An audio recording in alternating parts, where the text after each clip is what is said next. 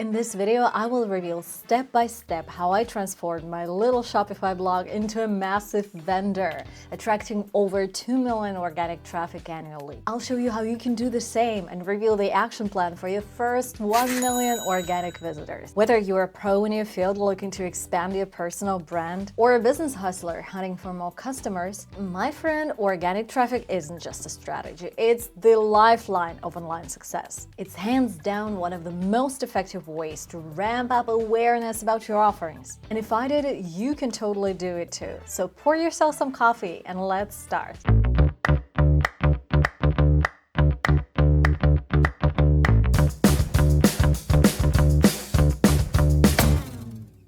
Ten years ago, I was selling designer handbags on Instagram. And I only started an online store because my customers were constantly asking, where can I see your full stock? At that point, I didn't know anything about SEO, and all I wanted is just to set up a nice website where my customers could browse my stock and preferably make the purchase. I'm a bit blurry on that period, but all I remember is for some reason I chose Shopify. Maybe I just love the template, and it was such a smart choice. So I created an online store and uploaded all my stock. So that's your action plan. Create a website. If you're starting any kind of online business, not just e-commerce, I definitely recommend you to go with Shopify because A, it's the simplest platform, and B, it has everything you need covered. My next step was to start creating amazing content. And I focused on long-form content because it felt more natural for me. By the way, if you're interested in learning how to create long-form content in a way that Google loves you, watch this video. It explains the whole process. And of course, one of the key questions here is keywords. How do you find those keywords and which keywords do you prioritize? Of course, it would be great to use some professional SEO tools like SEMrush or Ahrefs to research your keywords from the very start of your blog. But I have to warn you that what you post in the very beginning doesn't really matter. Well, it matters in terms of the topic because in this period, your main goal should be let Google know what your website is about. So I don't want you to waste your precious time and create something substantial because chances are these articles that you will be writing in the very beginning will not be ranking. So the only requirement is they should be related to your niche. If you're experiencing a writer's block, simply observe the competitor's approach. While copying isn't really favored, reviewing their content can spark ideas. Remember that it should be related to the same topic or theme. For instance, if your website is selling jewelry, in the beginning, focus your content around one piece of jewelry. That might be rings, earrings, or bracelets. This strategy communicates to Google the website's focus, potentially leading to faster ranking improvements. So here's your action plan. Create a content plan for 20 posts on topics at the core of your website's blog. Look through at least 3 competitors' websites to spark ideas. Hey, I see what you're doing there. In the post-ChatGPT era, what you're probably thinking is, well, if you want your content to rank, that's the worst thing you can do. Here's what you need to keep in mind if you want your content to get the highest organic traffic possible. This is the golden age of EEAT, and it stands for experience, expertise, authoritativeness, and trustworthiness. And when it comes to content, the key thing is this: share your story, your know-how, your secret sauce that no AI can mimic. It's not just content, it's the slice of your multiverse ready to be served to the hungry masses out there. So if you mix a dash of AI, a spoonful of you, sprinkle in some solid research, voila, you've got a recipe for content that's undeniably magnetic. I believe you can totally find a balance between writing it all with AI and spending no time on it, and overdoing this, spending a lot more time than needed. After I blindly created content for years, at some point I noticed that I have organic visitors. So I started to dig a little deeper in SEO and implemented best on-page SEO practices. On-page SEO refers to what you can do on your website to improve its ranking. It covers a range of elements, including the optimization of content quality to ensure it answers the user's search query, optimizing headlines to catch users' attention while incorporating target keywords, and optimizing site images through appropriate tagging and file sizing. Additionally, it focuses on ensuring page speed is up to par for a smooth user experience. The key piece of knowledge here is learning how to research keywords. Because if you just create random content, it might not rank because you are either using keywords that no one is looking for, or you are using keywords that everyone's trying to rank for. There will definitely be businesses and individuals who've been targeting those keywords for years, and it's much easier for them than for a newly created website. Bottom line, with keywords, it's super important to choose your battles. Yet, there is a general rule. The longer is your keyword, the less people are looking for it, which means the better is your chance to rank for this keyword. For example, a ring is a short keyword. Obviously, a lot of people are creating content and websites on rings, on different kinds of rings, while 2-carat diamond ring is a longer keyword. In SEO, we call this type of keywords long tail keywords. And as you can guess, a lot less people are looking for the second keyword, which means you have a good chance at ranking for it. In terms of software that you can use to research keywords, in the beginning, you don't need anything fancy. These are the tools you might try, and they're all incredibly simple. If you're writing a first blog post, it's just enough to use the free tools that I've listed here. In terms of on-page SEO, you can also check out this video on ideal blog post length and implement these recommendations on your website. Additionally, here is a super useful video on how to do SEO specifically for Shopify. Hundreds of people have found it useful. You can just read the comments, so save it for future reference. To make it easier for you to keep all of these factors in mind, I developed a specific checklist. You can download it by clicking the link below, and it's free.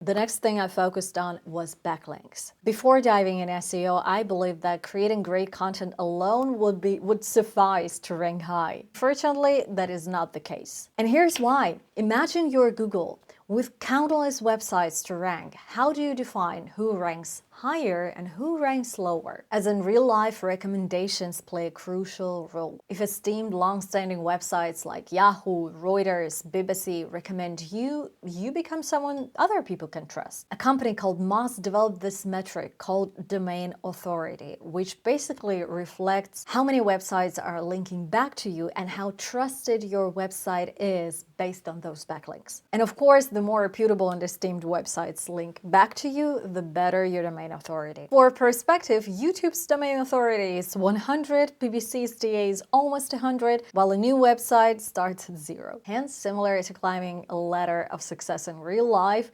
SEO is not something that can be achieved overnight. You need other websites to link back to you. But normally, I'd say they don't want to link back to you. They don't even know about your existence. So how do you acquire a backlink? Officially, you have to create exceptional content, something valuable and preferably exclusive. In this video, I mentioned some excellent content types if you are just starting. For instance, you could craft an infographic and then reach out to influencers and media and ask them to feature it and link back to you. Alternatively, compile substantial data into a piece of research that others might find valuable. It's a little bit advanced content strategy, but believe me, it's worth it when you do it right. What you need to remember is that nothing ends when you release your infographic or your research. Getting backlinks is a recurring monthly task, and you have to allocate time for it. Obviously, this way of acquiring backlinks is labor intensive. They are also easier to obtain links which involve payment, but that kind of violates Google's policy. Such offers are often found on freelance platforms such as Fiverr or Upwork. I even have a separate video where I shared my experience of purchasing such links. Will you be punished for purchasing backlinks by Google? Most probably not, because when a certain website links back to your website, it's impossible to find out the reason why did it. Have they found your content useful and valuable? Maybe. Have they received a payment from you? Maybe. Are you owning both websites and just make them link back to one another? Maybe. But it's crucial to know that a lot of websites will do you more harm than good. They have doctored metrics, their spam rate is incredibly high, and obviously they're blacklisted. Not by Google yet, but who knows what they do tomorrow. So if you're unfamiliar with identifying websites with manipulated metrics, it's better to avoid this approach. What you can do on this stage is identify several niche blogs in your industry and reach out to them. Many websites are open to publishing your content for free and linking back to your website because they need content, and you just solve this task for them. So your action plan is identifying 10 niche blogs in your industry and approaching them, inquiring about collaboration opportunities. The next optimization that I did was internal backlinks. This is one of the things people constantly overlook. Okay, whenever I visit a newly built website, I can almost guarantee they're not using any internal linking at all. Yet blogs with exceptional rankings consistently use internal linking. How are those connected? Let's think about it. You want your content to be of high quality, but what defines whether it's good or not? Google considers the time the user spends on your website, which means that incorporating internal links can provide additional engaging content pieces and encourage users to stay longer. Hence, it's crucial. And optimizing internal linking requires more effort than it appears. If you're building a website from scratch, that involves selecting a separate keyword for each article. And later, this keyword will serve as your anchor text. For example, in this article, the keyword is backlinks, and whenever it's used across the website, they link back to this piece of content. So here's your action plan. Find the top 10 pillar keywords, main keywords that you're probably using in almost every piece of content. Then optimize the internal linking. Make all the articles that have this keyword link back to the original piece of content. If you perform all of these steps consistently, you will have your 1 million organic visitors a year. Very important side note, your content creation has to be consistent, and you have to release several pieces of content a week if you want to rank fast. If you already have a lot of high quality content on your website, it's time to expand globally. So why not add more languages? Especially since Shopify and WordPress both offer multiple options for automatic translation. Now, will these articles be less engaging than your original content? Yes. Is it better to have an automatic translation of your website as opposed to having no translation at all?